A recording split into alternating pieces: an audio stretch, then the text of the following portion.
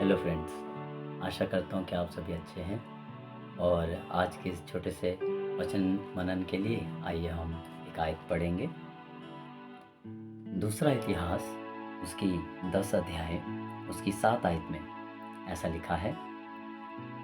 उन्होंने उसको ये उत्तर दिया, यदि तू इस प्रजा के लोगों से अच्छा बर्ताव करके उन्हें प्रसन्न करे और उनसे मधुर बातें कहे तो वे सदा तेरे अधीन बने रहेंगे। एक राजा था जिसका नाम रहूब्याम था। वो अपने मंत्रियों से, जो उसके पिता के समय के मंत्री थे, उसके राज मंदिर में उनसे पूछ रहा था कि मैं इस प्रजा के साथ, अब मैं सिंहासन पर आया हूँ, मैं किस तरह से इस प्रजा के साथ शासन करूँ या इस प्रजा का न्याय करूँ। तो उसके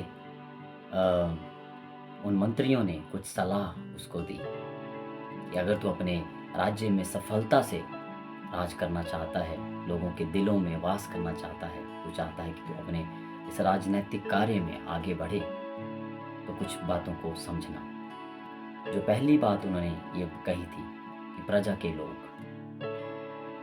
तो प्रजा के लोगों को समझने की ज़रूरत थी।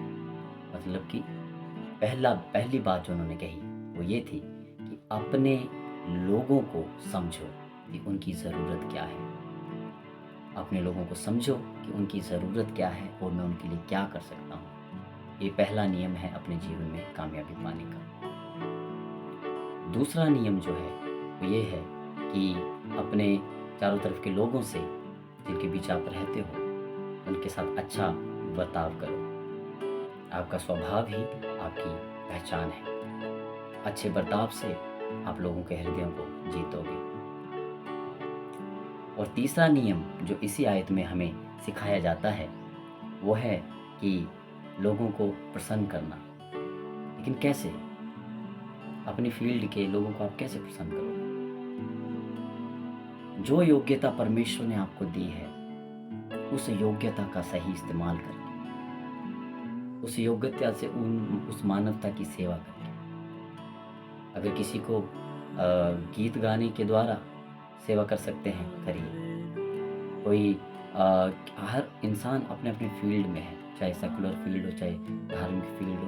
अपने अपनी फील्ड के हिसाब से आप अपनी सेवा दे सकते हैं। जो योग्यता ऊपर वाले ने, यीशु मसीह ने आपके जीवन में दी है, उससे आप ईमानदारी से करेंगे तो वो ही एक योग्यता आप जो लोगों के दिलों को जीतेगी। और चौथी और आखिरी जो है वो ये है कि आपके शब्दों का आप सही इस्तेमाल करें। आपके शब्द अच्छे और मधुर होने चाहिए, मीठे होने चाहिए। इन 4 बातों को जब हम अपने हृदय में रखेंगे तो यही जो 4 बातें थी जो उन वृद्ध लोगों ने, उन मंत्रियों ने उस राजा को दी, और यही 4 बातें आज भी लागू होती हैं। आइए प्रार्थना करें। प्रभु, हम सब अपने अपने फील्ड में, अपने अपने एरिया में कामयाब होना चाहते हैं। इन 4 नियमों को प्रभु आप हमें वचन से समझा रहे हैं। प्रार्थना करते हैं कि हमें समझ और बुद्धि दें। इन 4 नियमों को हम अपने जीवन में लागू करें ताकि हम अपनी फील्ड में, अपने एरिया में प्रभावशाली हों और सफल बन पाएँ। धन्यवाद। आदर महिमा आपको यीशु के नाम में। आमीन। बहुत बहुत धन्यवाद।